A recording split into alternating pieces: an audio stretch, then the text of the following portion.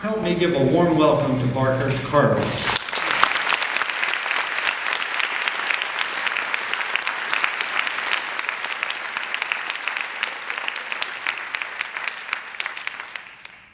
I know what some of you teachers are thinking. Why did they let him back into school?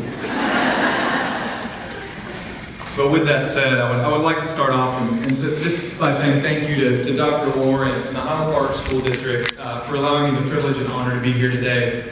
As Dr. Orr mentioned, my name is Barker Carlock, and I graduated from Highland Park High School in 2012. This morning, I would like to share with you one of my greatest struggles from this past year, which has been choosing optimism over cynicism. I think these two rivals are especially pertinent in the field of education. But before I go any further into this idea, I would like to give you some background as to who I am. I was born in Dallas, where I was immediately forced into taking ridiculous and borderline blackmail material pictures like this one.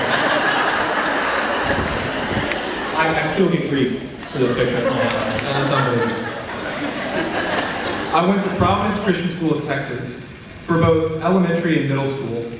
One of the best lessons that I was able to gather from my time in Providence was the motto by which they taught us to abide.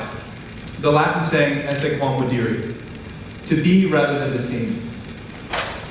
Now, in a community like Highland Park, where molds are often more closely followed rather than created, this was an integral part of my progression in my personal journey.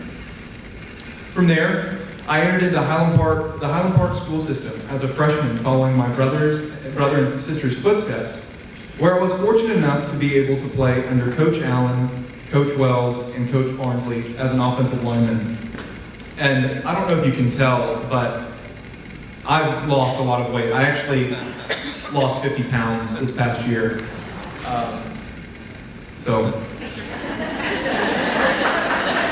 Thank you. Weight Watchers works. I was also fortunate enough to serve on the student council under Mr. Hinton and Ms. Sosby, alongside incredible friends and peers. Apart from this, I had amazing teachers such as Dr. O'Rourke, Mr. Jackson, Miss Ledeker, Dr. McClanahan, Miss Patterson, congratulations. And it would be impossible to name all of the teachers that have had an impact on me. Despite this incredible education preparing me for the next step, however, the approaching expectation of college my senior year remained to be a troubling time. The motto of coming in to learn and going forth to serve remained on my conscience. I wanted more before going off to college. I wanted something that was completely different. Fortunately, during the second semester of my senior year, I stumbled upon Global Citizen Year, a bridge year program operating in 3 countries, and ended up falling in love with the idea. With the mission of linguistic, culture, and apprenticeship immersion, it was my greatest personal discovery since blueberry pancakes. Global Citizen Year has allowed me to live in Senegal, West Africa, for the past year, working in a pediatric medical center, as well as live with a Muslim host family and learn French, the national language, and Wolof, my community's local language. Since the experience that I gathered this past year goes beyond words, I have a short video for you to get a small glimpse of what my experience was like.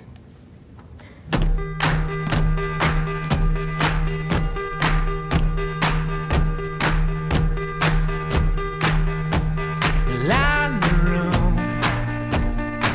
You find a drink and drain the glass as fast as you can think to. The cheap perfume. In a room of people watching it intoxicate you. They start to play. Then they start to play. It shakes the floor. It stings your ears, but this is what we trade our hearing for. The crowd stands still. No one's moving, they just ride.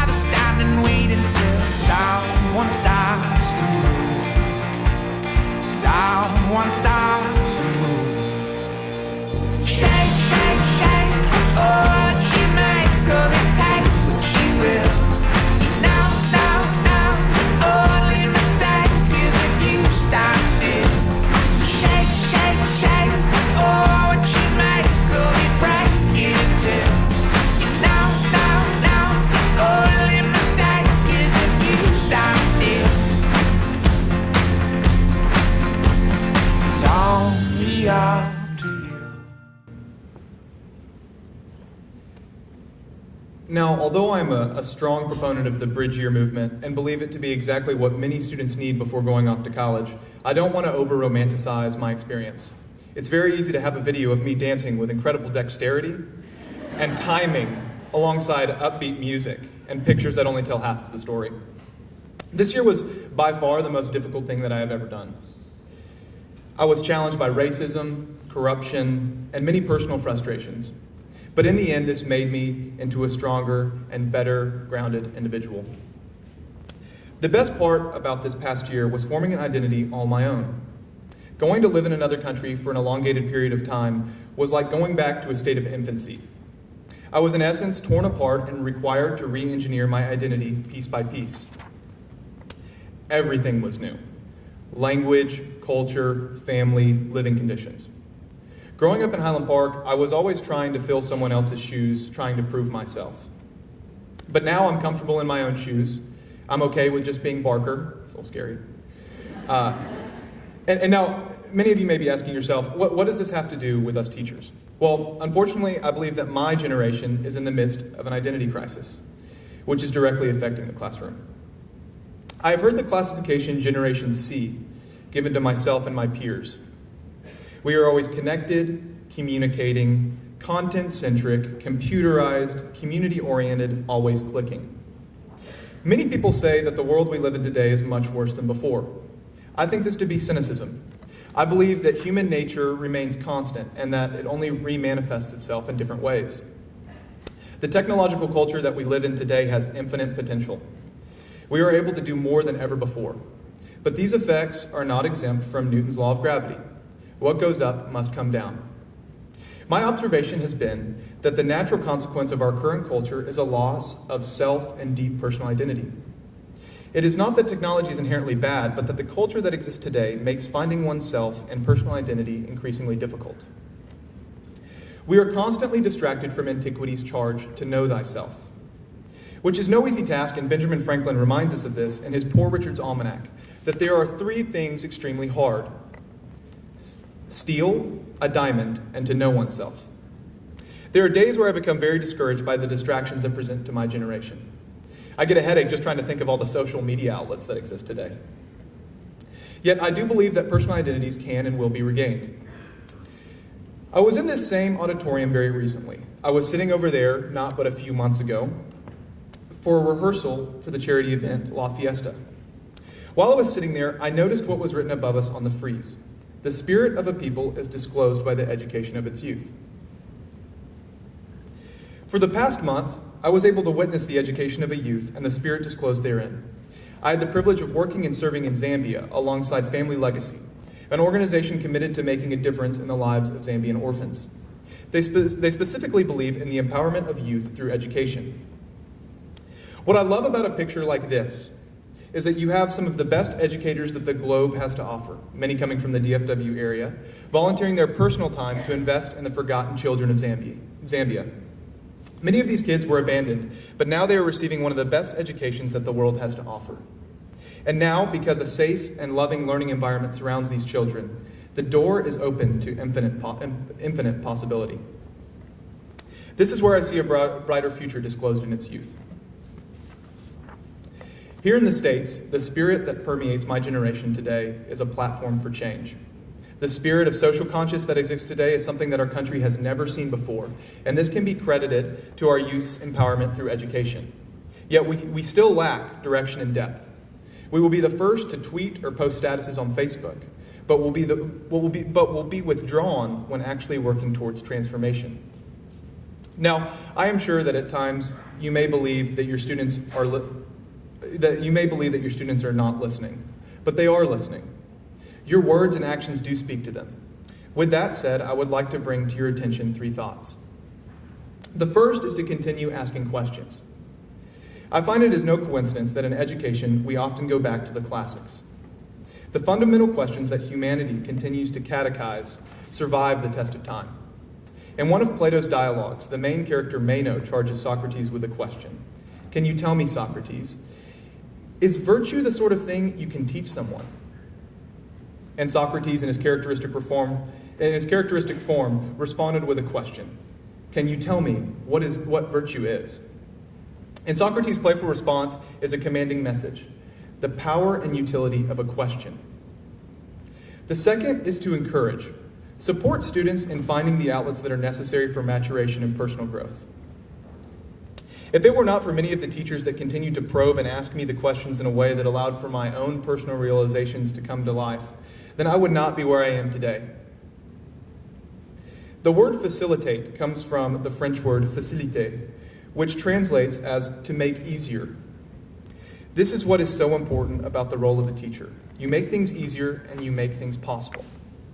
At many times, it was a teacher like Dr. McClanahan who would selflessly spend hours before and after school and who encouraged me as a friend. Instead of entering at the first bell and leaving at the last, he would always make time for simple conversations outside of his formal responsibilities. It is often the unspoken heroes, those that lovingly sacrifice themselves to those around them, acting as the salt of the earth, that really make the impact. This notion was put most eloquently by Abraham Lincoln when he said, "Don't worry when you are not recognized, but strive to be worthy of recognition." And finally, the third is to be optimistic.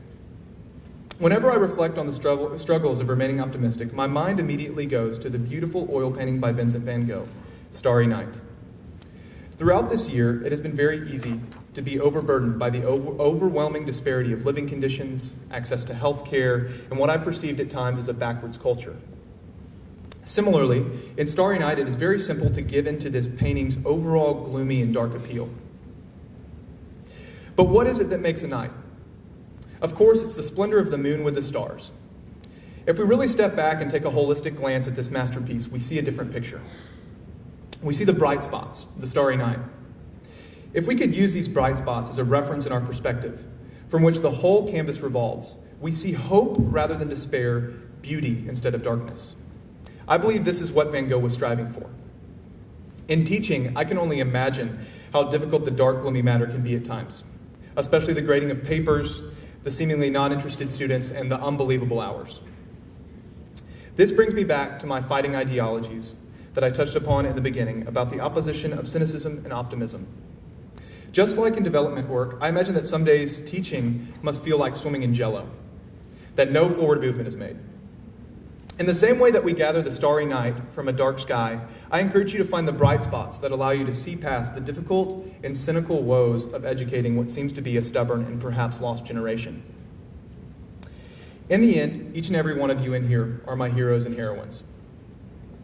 As many of you are probably aware, there is a saying that says, "Those who can, do. Those who can't, teach." I adamantly disagree. I believe the saying is more appropriately, "Those who can, inspire their youth. Those who can't, criticize those who try." And if I may be so bold to quote Curtis Mayfield along the band journey, keep on keeping on and don't stop believing. Have a great year, and thank you.